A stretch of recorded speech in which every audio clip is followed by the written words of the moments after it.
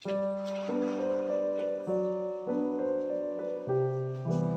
Morning, welcome to Eva's lifestyle. কেমন আছো তোমরা সবাই? আশা করছি তোমরা সবাই খুব ভালো আছো, আর আমরাও বেশ ভালো আছি। তো আজকে সকাল থেকে এই ব্লগটা স্টার্ট করলাম, তোমরা দেখতে থাকো।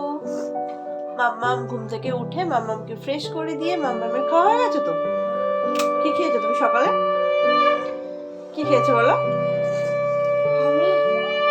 কি খেলে এখন? মাম্মামকে ভাত খাইয়ে দিয়েছি, আর হচ্ছে আমি এখন ভাত খাবো। তো চলো তোমাদেরকে দেখাই আজকে কি কি রান্না হয়েছে। মাম্মাম দাঁড়া। তো দেখো কি কি রান্না হয়েছে। এই যে ভাত খাবো বলে ভাত নিয়েছি।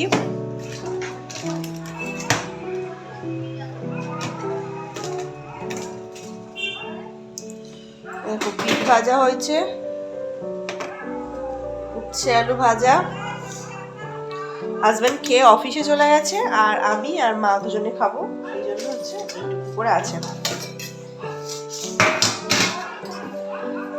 আর এই যে এটা হচ্ছে পালং শাক, আর কি দিয়ে তরকারি হয়েছে ঠিক জানি না।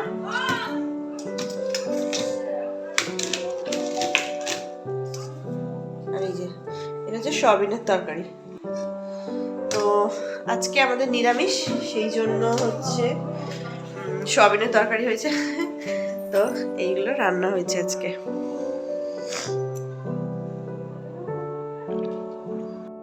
তো গাইজ দুপুরের খাওয়া দাওয়া কমপ্লিট করে এখন একটু ডিসিশন নিলাম যে মানে বাপের বাড়িতে যাব, বাবা মায়ের কাছে যাব। মানে ডিসিশনটা হঠাৎই বলতে পারো, আগে থেকে কোনো প্ল্যানিং ছিল না।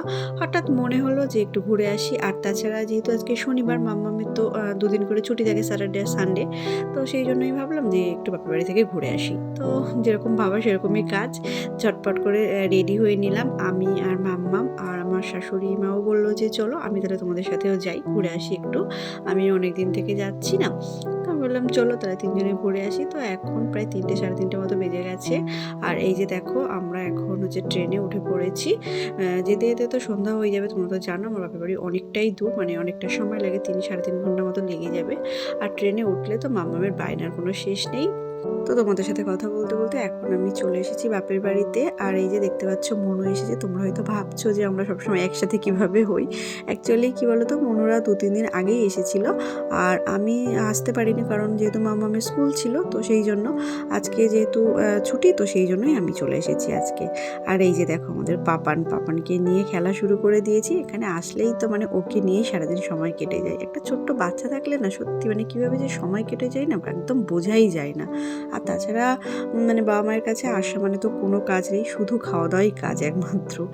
আর দেখো হয় মানে সব কিছু মা করে, আর মা না করলে আমার দিদিই করে। এই জিনিসটা না খুব ছোট থেকেই দেখে এসেছি, যেহেতু আমি এবারে ছোট মেয়ে না, তো দেখেছি সবসময় মা করে। আর মা যদি মানে কোনো দিন না থাকে বা মানে কোথাও যায় ঘুরতে টুরতে, তারপর দিদি সব কিছু করে খাওয়াতো। আর তাছাড়া আমার দিদি খুব সুন্দর রান্না করে জানো তো। আমি পারি মোটামুটি, খুব খারাপ বলবো না, মানে চলার মতো পারি, কিন্তু দিদি বেশ ভালো রান্না করে। তো যাই হোক, ঘরেতে একটু চিকেন ছিল, তো বললো চল একটুখানি পকোড়া বানিয়ে খাওয়া যাক। তো পকোড়া খেতে তো বেশ ভালোই লাগে আমার। আর দেখো এই যে গরম গরম পকোড়া ভেজে দিয়েছে দিদি, আর মা সন্ধ্যাবেলা চা বানিয়েছে আর মুড়ি দিয়েছে। আর দেখো মুড়ির সাথে আবার একটা ডিম ভাজাও করে দিয়েছে। মানে বললাম না বাপের বাড়ি আসলে শুধু খাওয়া দাওয়া ছাড়া আর কোনোই কাজ নেই। তো এখন আমরা সবাই মিলে সেটাই বসে খাওয়া দাওয়া করছি। আর মা কিন্তু মায়ের কাজ করে যাচ্ছে, মা আদা রসুন ছাড়াচ্ছিল, মানে রাত্রে হচ্ছে মাংস হবে আবার। তো দেশি মুরগির ঝোল, জানো তো মানে বাপের বাড়ি আসলেই কিন্তু এখানে দেশি মুরগি রান্না হয় বেশিরভাগ। তো যাই হোক, আরেকটা কথা তোমাদের সাথে একটু বলি, আমি পার ডে তোমাদের সাথে ভিডিও শেয়ার করতে পারি না। তোমরা তো জানো যাদের মানে আমার মতো ছোটো বাচ্চা আছে, ছোটো বাচ্চাকে সামলিয়ে তার স্কুল, তারপর সংসার সব কিছু সামলে পার ডে ভিডিও মানে ছাড়া না সত্যিই পসিবল হয় না গো। তো সেই জন্য আমিও পারি না। তো যখন ছাড়ি তোমরা প্লিজ দেখো, আর ভালো লাগলে অবশ্যই আমার চ্যানেলটাকে সাবস্ক্রাইব করে দিও, আমার পাশে থেকো। তো এখন এই যে আমরা সবাই মিলে খেলাধুলা করছি, আর মাম্মামকে একটু বকা দিচ্ছিলাম, কারণ কি বলতো ও এখানে আসলে একদম কথা শুনতে চায় না। চলো তোমাদেরকে একটু ডিনারটা দেখিয়ে দিই, ভিডিওটা খুব ছোট্ট, আশা করছি তোমাদের একদম বোরিং লাগবে না। তো রাত্রে তো বললাম যে মাংস রান্না হয়েছিল, আর মাংসটা করেছিল হচ্ছে দিদি। রাত্রে আজকে বলেছিলাম যে আমরা ভাত খাবো না, তো সেই জন্যই হচ্ছে লুচি হয়েছিল।